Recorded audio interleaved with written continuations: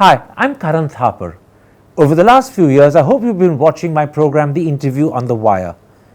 During that period, I've interviewed doctors, politicians, businessmen, scientists, authors, and even the occasional Nobel laureate. For me, it's been exciting. I hope it's been enjoyable for you. But these, as you know, are tough times, and if this program is going to remain bold, independent, and sometimes even defiant, then I think we need your support. At the end of the day, it's a truism, but editorial independence is best defended by the viewers. So if you would like this program to remain the way it is, forthright, outspoken, and interesting, then would you consider supporting us? All you have to do is to click on the description at the bottom. But more than anything else, I hope you will continue to watch the interview. Your viewership means an awful lot to me.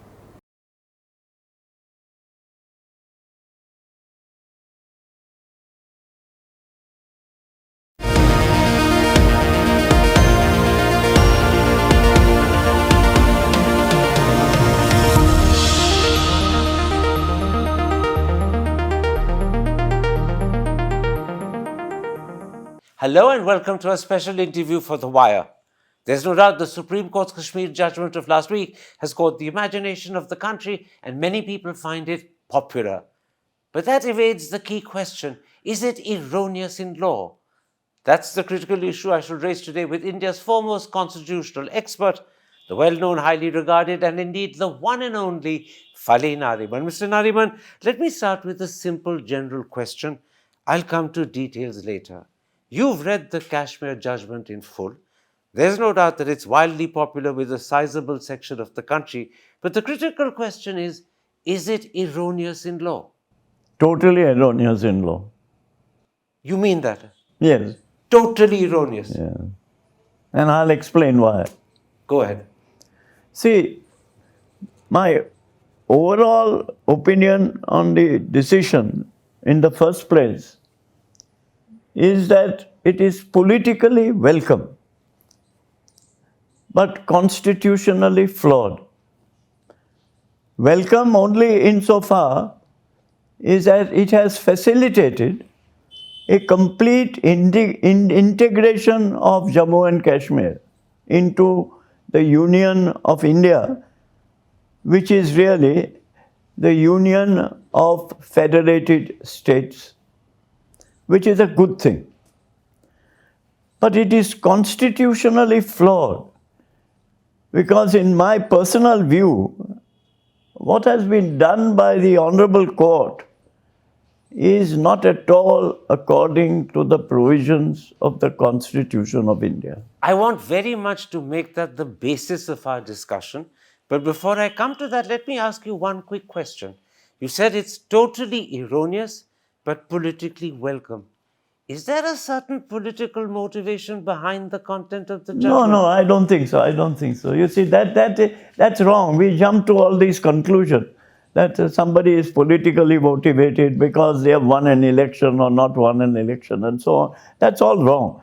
I mean, this is a view which was expressed by the court, and we have to, and please note that under the Constitution, with which you and I are both bound, it is binding on all of us. Absolutely. Yeah, so that there's no question about saying that this judgment is not binding on me or is not binding on the people of Jammu and Kashmir. I don't accept all that. But you do stand by the claim it is totally erroneous. Yes, of course, and that's why we'll have to discuss why. And I'll come to that. But therefore, if it's totally erroneous, is it also a bad judgment? Because I don't characterize judgments as good and bad. I only characterize them as good in law or correct in law,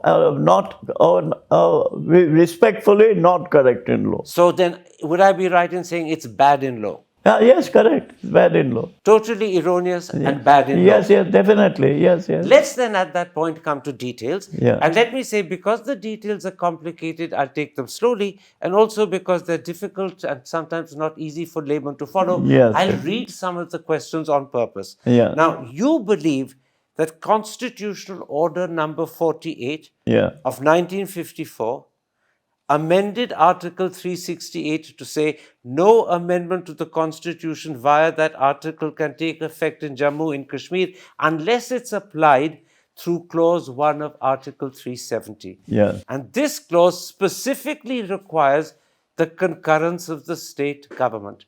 And clearly, in this particular case, no state government would give its concurrence to any amendment deleting Article 370.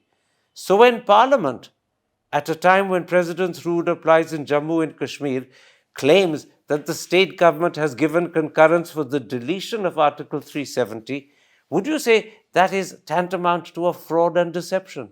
No fraud, no deception. You see, I'll put it a little differently if you don't mind.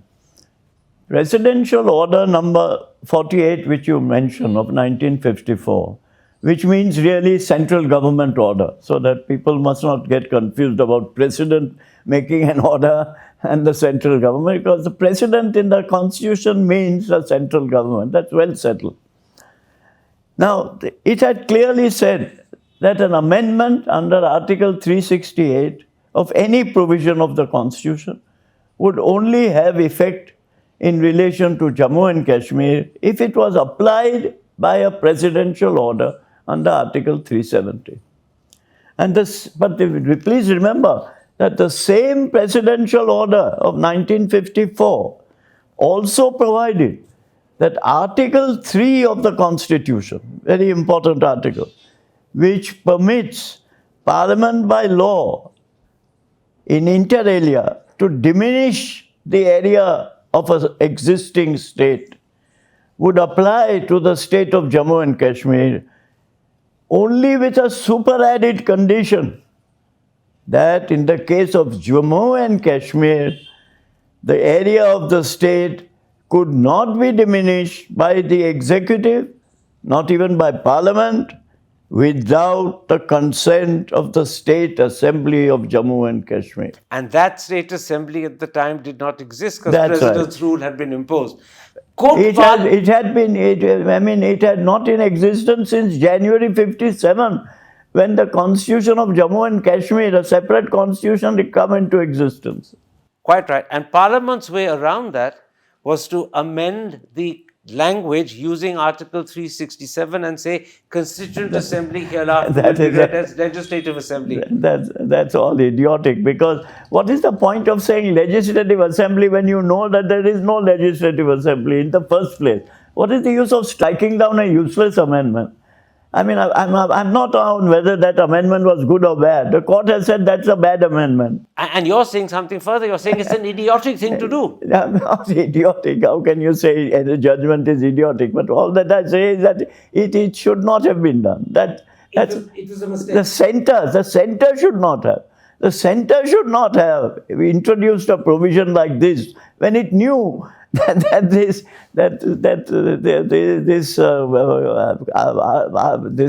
entire assembly, the Constituent Assembly, not Assembly or Legislative Assembly, Constituent Assembly of Jammu and Kashmir had already come to an end on pronouncing the Constitution of Jammu and Kashmir. Absolutely. You're quite right in pointing out that, first of all, the attempt to reinterpret Constituent Assembly as Legislative Assembly was mistaken. It was wrong. The Constituent Assembly had ceased to exist, and it's stupid to try and convey the impression that it has become a Legislative Assembly. But secondly, what's the point of substituting with something which doesn't exist? Absolutely, because even that under President's rule had ceased to exist. Yeah, long ago. However, Parliament claims that once President's rule applies, Parliament can speak on behalf of the Legislative Assembly. But, and this is something you point out, Clause 1 of 370 specifically requires that there must be concurrence from the Legislative Assembly. Yes. Even if the Legislative Assembly had existed, which it did not, but even if it had, is there any chance that Legislative Assembly would ever have agreed to Article 370 being deleted? Yes, correct. That's correct. But you see, I don't know. You accept it would never have agreed to it. Yeah, but there is a more glaring provision which you must realize, and it's nowhere mentioned in this judgment of any of the three judges, neither in the main judgment nor in the two concurring judgments.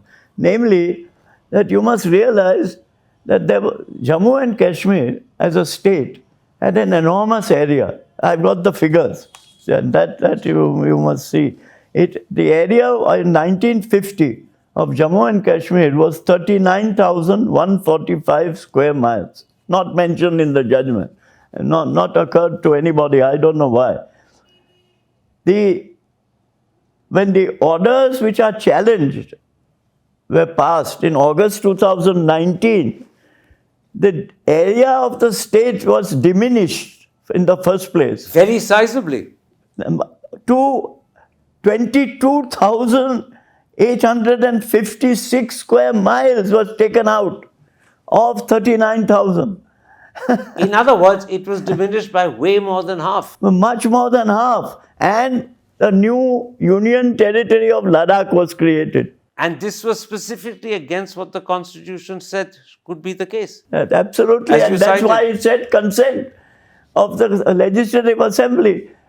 Now, why did that? And that was just lifted a day before, that requirement. Absolutely. So two things went wrong at this stage. First No, of all, it was not wrong. You see, the centre, I don't know, they have continuously said that this was a requirement of Article 3 so far as Jammu and Kashmir is concerned. So far as other states are concerned, you only had to take the view of the Legislative Assembly. Here it was not taking the view of the Legislative, Concurrence. taking the consent of the Legislative Assembly. and this is the point, there is no way a legislative assembly in Jammu and Kashmir would ever have consented to 370 being deleted. And you see, Article 3 says, if Article 3 is read, that the President, as before it is put before Parliament, he has to send it to the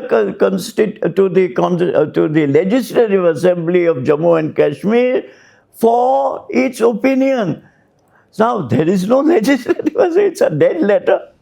But now there, under Article 3, what the Supreme Court ruled is that because that opinion is not binding, you don't need to necessarily obtain it. But they may not be binding, but but if you read the article, just give it to me. Just give me the article.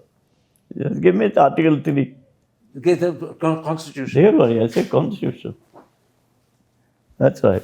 If you see Article 3, how it reads, Parliament may by law diminish the area of any state expressly. So you are permitted, provided that a bill for the purpose shall be introduced in either House of Parliament, except on the recommendation of the President, and unless the proposal contained in the bill affects the area of any of the states, the bill has been referred by the President to the legislature of that state for expressing its views within such period, etc. But this is the point.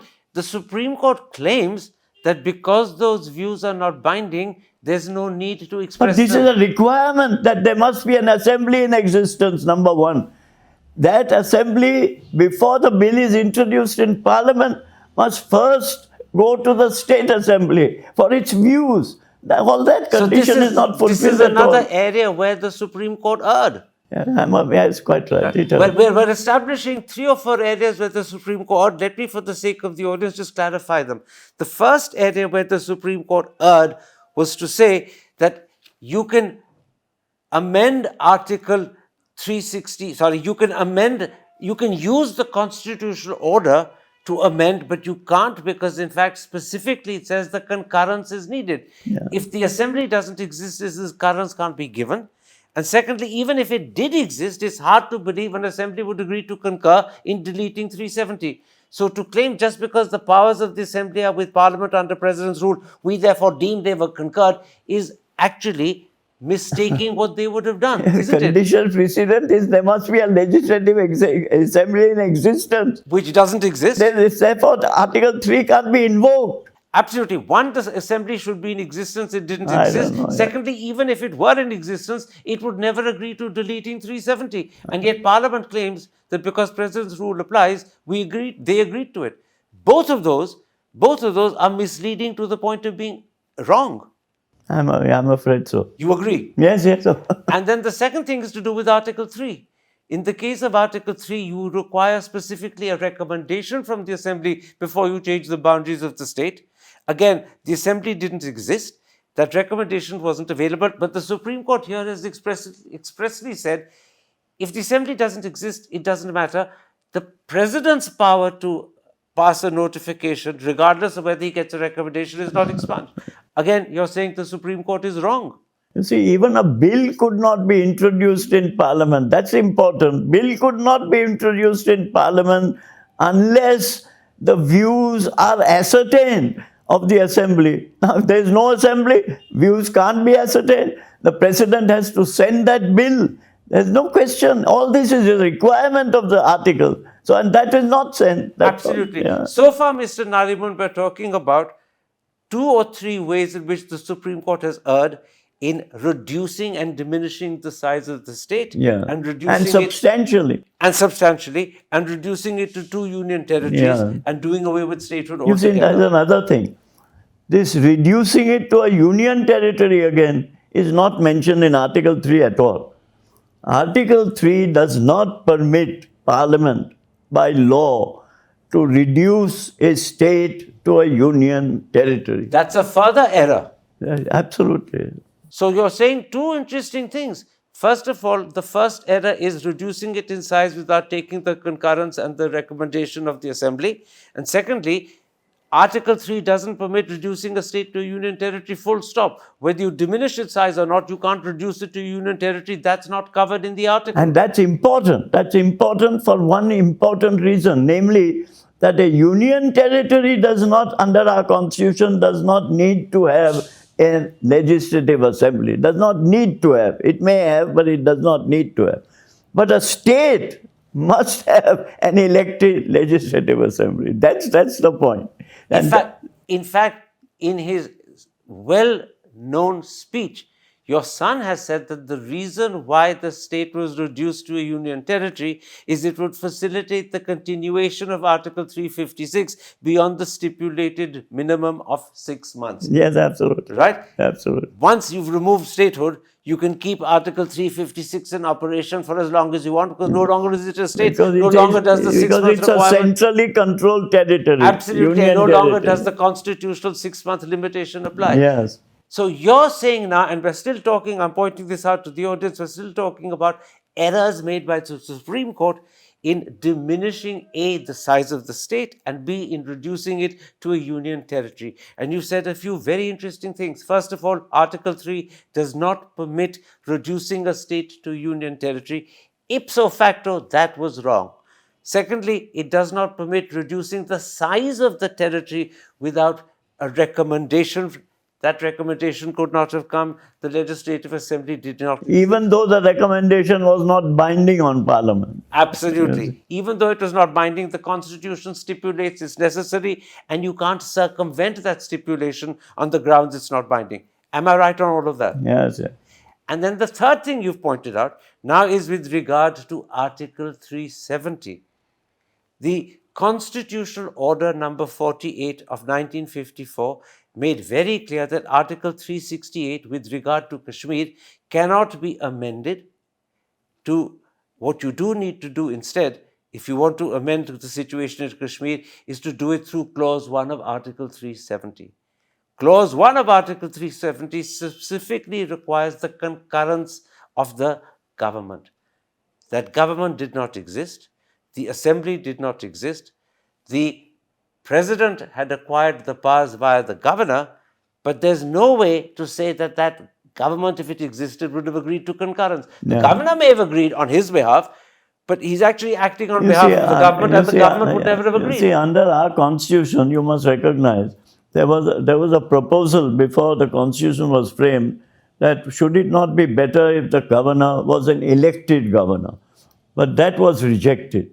So the governor is, and it's elected and rejected for a very good reason, because we wanted to preserve the unity of the country. Therefore, we could not have a governor who was elected and therefore expressed his own views about something that the center did, and therefore enable a particular state to be secede from the union. The union had to be complete and firm. There can't be a secession from the union at all. Absolutely. It's a union of states. That is an indivisible union of states. They can't secede from it. Absolutely. Yeah. But let me take you back once again, just for clarity, for the sake of the audience, to the manner in which Constitutional Order number 48 has been ignored by the government. This Constitutional Order 48 was passed in 1954, and it amended Article 368 specifically with regard to Jammu and Kashmir. And it said that amendments to Jammu and Kashmir cannot happen via 368. They have to happen via Clause 1 of Article 370. But you see, they withdrew that on the 5th of August. After doing the deed. In anticipation of what they were going to do on the 6th of August, But the 2019. interesting thing is that they may have withdrawn it, but it still required concurrence of the state government. Yeah. And that concurrence wasn't available. Yeah. Right? That's where they erred. But why, you see, there's a scheme to withdraw it. If on the 5th you do something and on the 6th you do something else, it's quite clear that they were both thought of together. Now, there's something else also. The majority judgment written by Chief Justice Chandrachud says that a critical part of the Constitutional Order 272, reading down Article 370, is ultra-virus. And the reason he says it's ultra-virus is because it wrongly used Article 367 to amend Constituent Assembly to Legislative Assembly. Now, the truth is that that was the procedure the government in Delhi had used. They intended. Right? And he struck it down. Once he strikes it down, logically he should have also struck down the abrogation that But I followed must from tell it. you, yeah, but I must tell you that that. the petitioners themselves had asked for it to be struck down. It's not as if he did it on his own. Absolutely, absolutely. The petitioners asked for it to be struck down and he struck it down. Yeah. But once he struck down the illegal way in which Constituent Assembly was deemed to be Legislative Assembly, the abrogation of Article 370 that followed should have also been struck down. You see, but that he didn't do. What he did there is to say, the government may have used the wrong way of doing it, but there is a right way of doing it. That right way is to use Clause 3. And he gave the government the benefit of the doubt, even though they didn't use Clause 3. No, but this Clause 3, you see, that's again a misunderstanding of this Clause 3. Clause 3 is it sets out first a precondition that you cannot use Clause 3 at all to revoke your Article 370 unless a Constituent Assembly of Jammu and Kashmir agrees. Which they had sought to amend, and he struck down that amendment. That's right. And once he struck down the amendment, the logical thing for him to do was to strike down the abrogation. But he didn't go that logical step further, did he? Yes, but you see, his logic would have suggested. There is one other thing that you must know. That in a judgment of the Supreme Court in 1961, it's a bench judgment of 3 judges, they expressly say there's no business of a court to ignore. Court cannot ignore what is in a constitution or a statute. It can only interpret. If you wish to ignore it, you have to repeal it. And that repeal can only be by an amendment of the Constitution. So it's the proviso to this Article 370, which said, provided that the Constituent Assembly of State of Jammu was tautologous, or it should have been removed. It had to be removed.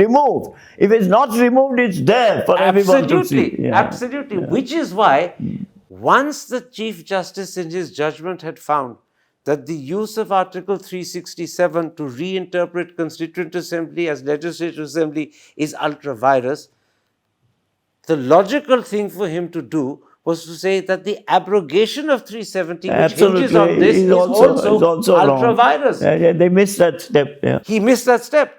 That was another error on his part, wasn't it? Yeah. I mean, his own logic. The funny thing is, the reason he missed that step is because he turned around to the government and said there was another way of abrogating 370, which is to use Clause 3. And therefore, he said, you may have done it the wrong way, but there was a correct way of doing it, and I'll give you the benefit of the doubt and assume you did it the correct way. That is, to my mind, a very convoluted way of logic. No, apart from being convoluted, you see, what they could have done or should have done is to say you first get this cleared, remove this proviso, and you have a complete liberty to revoke Article 370. Which they didn't do. Which I'm afraid they didn't do. And in fact, this is why Kapil Sibal in his tweet ends up saying that what the Supreme Court has done in effect is to put arguments in the mouth of the government and then deem those arguments to be correct. His tweet is, and I'm quoting his tweet, the court's verdict had little to do with the government's own understanding of Article 370. That you have to ask Sibal what he wanted to say. I don't subscribe to that tweet, or that's for you to ask him. Now let's come, because we've discussed the abrogation of Article 370, we've also discussed the way in which the court diminished and reduced both the size of the state and the status of the state. In size, they reduced it by more than 50%. In status, they reduced it to union territory. And in both of those cases, you pointed out, they made several errors. This is why you believe the judgment is totally erroneous and bad in law. Let's come to some of the explanations they give, because I'd like to get your opinion on those. Here's an explanation they give for not testing whether the change or the reorganization of the state was permissible under Article 3. I'm quoting the court. It says, we do not believe that the court ought to sit in appeal over every decision taken by the president during the imposition of Article 356. Because if every action taken by the president and parliament on behalf of the state was open to challenge, this would effectively bring the court every person who disagreed with an action and taken during president's rule. Just because every action could be challenged doesn't mean that you don't challenge a very critical action, does it? There's a bit of special pleading, actually. It doesn't apply at all. It doesn't apply at all? It shouldn't apply at all. So this is, again, erroneous reasoning. Yes. You agree? Yes, of course. A second explanation they give for not testing whether the reorganization of the state stands up under Article 3 is to say, and we've discussed this briefly before, that the recommendation of the state legislature is not binding. But it's an explicit stipulation of the Constitution. Whether it's binding or not is another matter. The Constitution requires it be done, and I presume the Constitution was hoping that... No, but here you see, you must realize that on the 5th of August, the day before all this happened, they had withdrawn that particular requirement that it should be with the consent of the legislative. Except that the court, and I'm talking about Chief Justice Chandrachud's majority judgment, explicitly says that even though the recommendation has not come, because it's not binding, it doesn't matter. He says what is affected when the Constituent Assembly or the Legislative Assembly cease to exist is their power to give the recommendation. What is not affected is the President's power to act regardless of whether he has a recommendation. Now that again is not what the Constitution says. It's all a bit mixed up, yeah. It's a bit mixed up. I mean, this is the sad part. This is again where the Chief Justice himself has erred. And finally, another explanation given by the Chief Justice is to say we were given an assurance by Tushar Mehta, the Solicitor General, that at some point, indeterminate, because he gave no timeline, statehood would be restored. Now, first of all, Tushar Mehta cannot bind the government. He certainly can't bind future governments. And in 4 months' time, we'll have a new government. So to say we won't examine whether it's been correctly downgraded because we've got some sort of assurance it will be restored to statehood, that's a false ground again, because you can't bind future governments. You see, the question was, that's the wrong end of the stick. What is really of importance is, was this done in a constitutional manner and according to the provisions of the Constitution?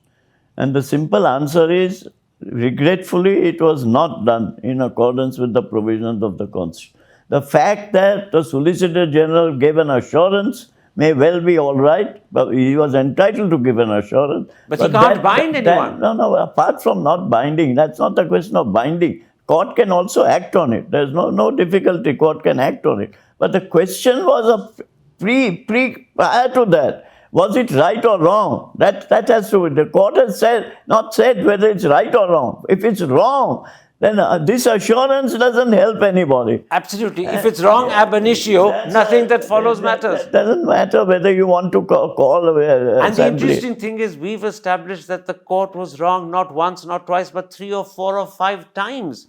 That's according to us, according to me. According to you. Multiple errors but not according to the court. No, but multiple errors by the court, according to you. Not one, multiple errors by the court. Yeah. Let's come to some of the consequences of these errors. The Supreme Court, in refusing to determine whether the reorganization of Jammu and Kashmir was constitutional, has actually established a precedent which can now be used repeatedly. No, I don't agree. I don't agree at all. I'll tell you, this was done only for the state of Jammu and Kashmir, and the reason why it is done only for the state of Jammu and Kashmir is because it was the only temporary provision for a state. Let me explain why I'm making this point to you, because it's a point that's been made by others as well. Yeah. What happened in the case of Jammu and Kashmir is to say, you can change the status of the state without the recommendation of the State Assembly. In other words, you can go around that requirement. But this doesn't follow from this judgment. But hang on a second. If you can ignore it in the case of Jammu and Kashmir by declaring President's rule, all you need to do in the case of opposition rule states like Bengal, Tamil Nadu, Kerala is declare President's rule, pass over the powers of the Assembly to Parliament, and Parliament will then decide on its own whether to downgrade the state or split it. I don't agree. I'm sorry, Karan, I don't agree. You don't agree? No, I don't agree. This is restricted only to this state. It is does not apply to any of the other states. To jump to that conclusion is also erroneous. It's just erroneous. I fully respect your right not to agree, but I'll just point out for the sake of the audience that when I interviewed Justice Dakur, he felt this was a great danger. I agree, but I respectfully disagree with Justice Dakur. Okay. Sorry. Let me then come to what is perhaps a second consequence. Yeah. This time I'm quoting someone called Alok Prasanna Kumar, writing in the Indian Express. He points out that perhaps as far back as 1994, federalism was recognized as part of the basic structure of the Constitution. What was? Federalism. Yes, by a bench of 9 judges. Absolutely. And that means that federalism cannot be amended by Parliament. Yeah. However, when it comes to reorganizing a state under President's rule, the Supreme Court has given Parliament the power to do so without even a recommendation. Do we now have an incipient... No. That's, as I told you, it's all because of the temporary provision in the Constitution about Jammu and Kashmir. You can't jump to this conclusion So none at of all. these conclusions... This judgment does not at all permit the center or the state. And to say that it does is a very disastrous consequence. It does not. So you disagree? I don't agree at all. You don't agree with Alok Prasanna Kumar? No, I don't agree with it, that it can be done for other states. It can't be done. So the danger that this could be done to Bengal, Kerala, Tamil Nadu does not apply? No, it has nothing to do. It is all in connection with the state of Jammu and Kashmir, and it can't be read in that manner at all. So what happened in Jammu and Kashmir in terms of reading down the status of the state does not have implications? Of course not, because Jammu and Kashmir was an entirely different chapter in the Constitution. Entirely different. Finally, let me raise with you a fear and a concern raised by the Hindu in a leader on the 12th. Beg your pardon? Let me raise with you a fear and concern raised by the Hindu newspaper in a leader on the 12th. The Hindu says, the Supreme Court's judgment suggests the unconscionable conclusion that Parliament, while a state is under President's rule, can do any act, legislative or otherwise, even with irreversible consequences on behalf of the state legislature. In other words, the Hindu says, once President's rule has been declared, the Supreme Court has said that in effect, Parliament can do whatever it wants, irreversible or otherwise, on behalf of the state legislature. And the Hindu adds that this is a verdict that weakens institutional limitations on power. It undermines federalism and democratic processes to a frightening degree. Do you accept that? No, I don't. That it undermines federalism is for an entirely different reason. that this being a federal state, you just cannot reduce or demote a state to a union territory without even their consent. It's absurd. It can't be done. But that doesn't have. But the judgment doesn't. You can't say that this judgment makes that point. No, it doesn't. And you also can't say that this sets a precedent for other states. No, it doesn't. Not at all a precedent for other states. So where we agree and where we disagree is important to point out to the audience. There are several errors in the judgment itself. Errors to do with the way in which Article 370 is abrogated, errors to do with the way in which the state is reduced in status and reduced in size.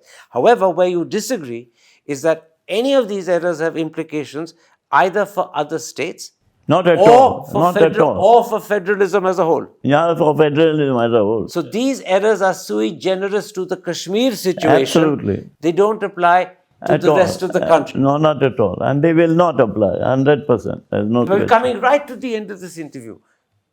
And I'll repeat what you said at the very beginning. This Kashmir judgment, passed by the Supreme Court on Monday the 11th, is totally erroneous. It's bad in law. Let me end by asking you. You have to preface it by saying with respect. With respect to Jammu and Kashmir. No, with respect to the court. I'm sorry. With respect. Because please, no, I understand. Because We're not otherwise people say a lot of things. We're not disrespecting the court. That's right. But we're not because disrespecting. No, that leads to that. So we have to be very careful what we say. I will say that again. Yeah. We without intending any disrespect to the court, That's nonetheless, you believe it's totally erroneous and bad in law. Yes, that's right. Now let me end by asking you. You are a lawyer who is considered to be the foremost constitutional expert in the country. You have known the Supreme Court and its judgments for perhaps 50 years and more. In terms of bad judgments passed in the past, how bad is this? No, there are a lot of from the beginning there have been judgments which have been later overruled, other things have been done. Judgment of 5 judges have been overruled by 7 and so on. So I am not at all, I don't jump to all these conclusions. But is this a low point for the Supreme Court? Beg your pardon? Is this a low point? No, I don't think this is high or low, etc. It's only, you have to restrict it to this question of, is it correct? Was this correctly done? Politically, it was correct because it enabled a complete union. Constitutionally, it was wrongly done. That's all. That's the conclusion that I come to. Constitutionally, it was erroneous and bad in law. Yes. Politically, it may have been correct, but constitutionally, it is bad. All right, Mr. Nariman, let's leave it there. Thank you very much indeed. Thank you. Hi, I'm Karan Thapar. Over the last few years, I hope you've been watching my program, The Interview on the Wire. During that period, I've interviewed doctors, politicians, businessmen, scientists, authors, and even the occasional Nobel laureate. For me, it's been exciting. I hope it's been enjoyable for you. But these, as you know, are tough times, and if this program is going to remain bold, independent, and sometimes even defiant, then I think we need your support. At the end of the day, it's a truism, but editorial independence is best defended by the viewers. So if you would like this program to remain the way it is, forthright, outspoken, and interesting, then would you consider supporting us? All you have to do is to click on the description at the bottom. But more than anything else, I hope you will continue to watch the interview. Your viewership means an awful lot to me.